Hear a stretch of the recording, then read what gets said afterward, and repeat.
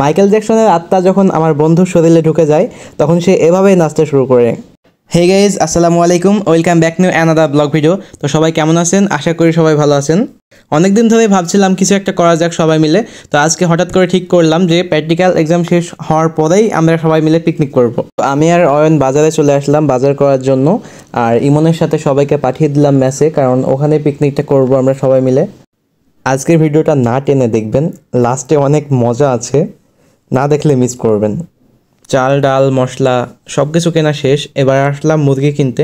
নারিকেলতলা থেকে চলে গেলাম বড় বাজার, কারণ আমাদের কিছু অন টাইম প্লেট এবং গ্লাস কেনার প্রয়োজন ছিল। আপনাদের সুবিধার্থে লোকেশনটা দিয়ে দিলাম, কুষ্টিয়া বড় বাজার অন টাইম স্টোর নামে এই দোকানটিতে সব রকম অন টাইম আইটেম পাওয়া যায়।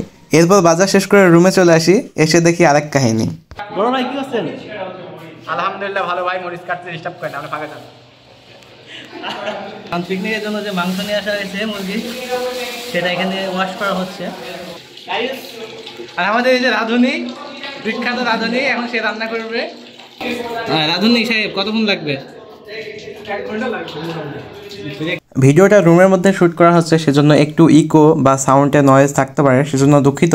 আজকে ভিডিওটা তৈরি করার মূল উদ্দেশ্য হচ্ছে বন্ধু বান্ধবরা মিলে পিকনিকে কি মজা করলাম কি করলাম এই বিষয়টা আপনাদের সাথে শেয়ার করার জন্য, আর ভিডিওটা টাইম লাইনে রেখে দেওয়ার জন্য। কারণ সময় যাবে, সবাই নিজ নিজ কাজে ব্যস্ত হয়ে যাবে, কেউ কারোর কাজ সময় দিতে পারবে না, কিন্তু এই ভিডিওটা দেখে হয়তো তাদের মনে পড়বে যে আমরা একদিন এইভাবে পিকনিক করেছিলাম। তো রান্না চলতেছে, রাঁধুনিরা খাবার টেস্ট করে দেখছে যে আসলে খাবারটা ঠিক হয়েছে কিনা। এর মধ্যেই ঘটে যায় আরেকটি কাহিনী। রাঁধুনি ভাবছিল খাবার টেস্ট করার নাম করে আধা কেজি গোশত শেষ করে দেবে, কিন্তু আমাকে আসতে দেখেই ভয়ে গোশতটা রেখে দেয়। রান্না শেষ হতে এখনও অনেকটা সময় লাগবে, আর সেজন্য সবাই মিলে আড্ডা দিচ্ছিলাম। কেউ নাচতেছিল, কেউ গান গাচ্ছিল, আর তার মধ্যে তানভীর কী করলো দেখুন। ভিডিওর ইজ্জত মারার জন্য আমার বন্ধু শেয়ারে। তো ফোনটা রেখে আমি একটু বসে গল্প করছিলাম, তখন দেখি রেশাদ ম্যাগনেটে হাত বোলাচ্ছে। এমনিতে দুপুর হয়ে গেছে, প্রচুর ক্ষুধা লেগেছে, আর সামনে খাবার দেখে তো ক্ষুধাটা আরও বেড়ে গেল। সেজন্য আমার বিবাহিত বন্ধু অয়নকে বললাম, জলদি করে খাবারটা বেড়ে ফেল। দেখতেই পাচ্ছেন খাবারের কালারটা কতটা সুন্দর এসেছে, আর আমি এখন এডিট করতে গিয়ে কালকে খাওয়ার কথা মনে পড়ে যাচ্ছে।